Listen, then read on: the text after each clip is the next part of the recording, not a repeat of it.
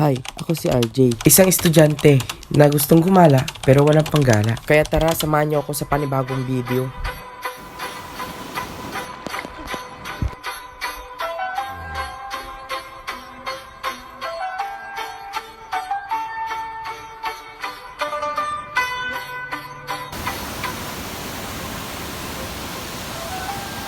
Alas 3 pa nga lang ng umaga ay gumayak na kami. Medyo malayo nga din ang aming pupuntahan kaya gumayak na kami ng maaga.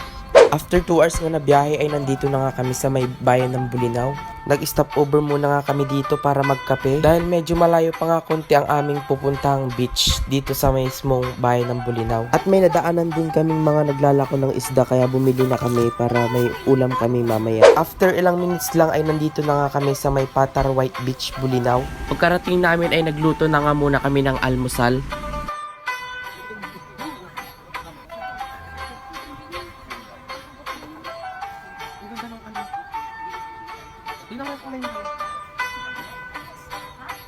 Pagkaluto nga ng mga ulam ay inayos na namin para makapag-almusal na kami. Napakasarap at napaka-relaxing ang kumain dito sa tabing dagat.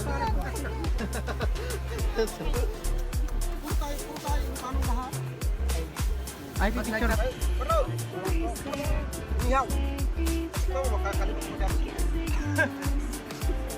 Pagkatapos ng kumain ay nag-picture-picture muna sila. Welcome to Bulinaw. Patar White Sand Beach is the #1 tourist attraction and cultural heritage here at Municipality of Bulinaw because it's white sand and crystal clear water. It is around 19 kilometers from the town proper.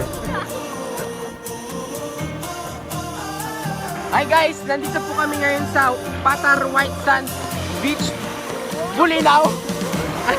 We're enjoying our vacation po dahil magpapasukan na naman next week. Yo!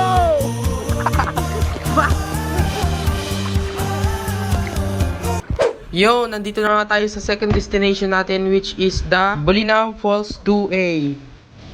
Bulinaw Falls is the #8 tourist attraction and cultural heritage here at Bulinaw. Bulinaw Falls 2A is located at Barangay Samang Norte. It is around 15 kilometers away from the town proper. Bulinaw Falls 2A.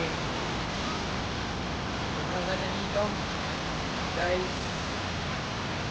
And dito na nga din kami inaabot ng tanghalian.